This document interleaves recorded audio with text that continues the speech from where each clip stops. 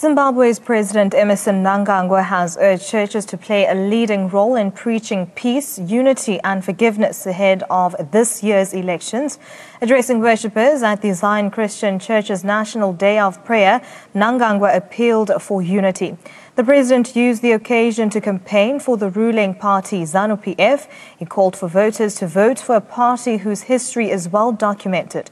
The president concluded by urging that churches mobilize their members to register to vote. Mnangagwa has said that elections will be conducted by July this year as his government seeks to gain legitimacy and endorsement of the people of Zimbabwe. Now, Kennedy Mandaza, spokesperson for ZANU-PF, joins me over the phone line. A very warm welcome to you and thank you so much for your time. Why has the ZANU-PF party decided to go to churches, asking them to play a vital role in this year's elections? Good evening and thank you.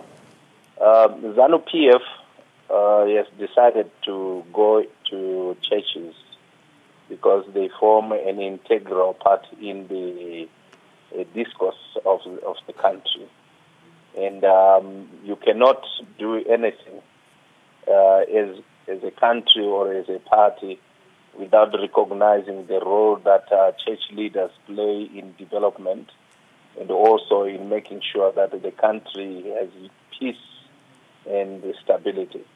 But what is key to note here is that the president and his vices were invited to this particular function where the leaders of the church decided to pray, not only for peace, but also for all other things that Zimbabwe needs to achieve during this new dispensation. And now, looking back at the past and how elections were held and campaigned for, what will have to be avoided this time around for free, fair elections? I think the president has been very categorical in terms of what he wants to happen before and during elections and even after. And the key things that he has spoken about is that of peace. He has spoken about unity. He has also spoken about the need for political parties to exhibit a maturity in terms of their contestations and view each other not as enemies, but people that have interest in the politics of Zimbabwe. So it is fundamental for all the people that are in Zimbabwe to embrace the call for unity, to embrace the call for peace, to embrace the call for forgiveness, so that in whatever we do, as we move towards the elections, we understand that this we are doing it in order for us to choose a leadership that will take the country forward. And that leadership is done by the people of Zimbabwe exercising their democratic right in a space where there is peace, where there is unity, and where there is also forgiveness. And that is what the president has been preaching. But he also was quick to say that as much as leadership speaks about unity, forgiveness, and a non-violent election, no one gives the right or the option for him or her to go out and fight. No one plans for that. And whenever it happens, I think it should not be seen as if parties are inciting people to fight or to cause violence. Incidents of that nature may happen, but none of the leadership that we have is advocating for that. And now we know that ZCC is known as one of the biggest churches. Which other churches will Mnangagwa be approaching soon? It's not the president per se who is going out to approach churches. What the president has been doing is to make sure that he speaks to all people in Zimbabwe who form part of the important cogs in running the country. That could be the traditional leadership, the churches, the political leadership, and so on. And he is going to continue to do so that he gives people the direction that the country has assumed. over and above that, also calling upon people to rally behind a party which has a history that is known, a party that has done so much over the last years, regardless of the challenges that we have had in the last few years. But this is the party that brought the democracy that needs to be exercised in Zimbabwe. And the president is articulating that, and we hope that he will be meeting anyone else that forms part of the stakeholders of the country. All right.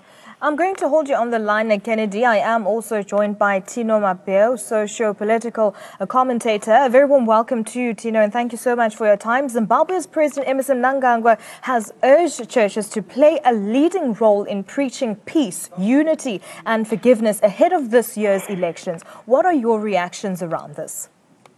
Good evening to you at ANN7 and your viewers. Well, it should be taken from the context of understanding that the ruling party has always been the favorite of the traditional churches. So the Zion Christian Church is one of the oldest churches in Zimbabwe, which commands a very, very large number of people. So in that sense, it is very important as a stronghold for the political party, the ruling ZANU-PF. But then again, for the president to go out there and preach a message of peace and a message of hope, it is a sign of his consistency since he took office in last year in November. He has said that there was need for tolerance. He has said that there is need for coexistence, and he has been preaching this message time and again whenever he reaches the podium.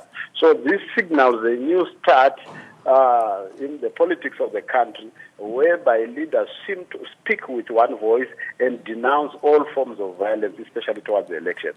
I think this is a bonus for the people of Zimbabwe that they've got, within our lifetime now, we have got leaders that particular to the interests of the people and that pay greater attention to the need for peace. But one thing that we should also be taking notice of is the fact that there has been certain elements that were chucked out of ZANU-PF in November. And these elements are comprised mainly of the G40. And they've been playing the devil's advocate, trying to make people believe that the current administration, which is in Zimbabwe, is not a legitimate administration.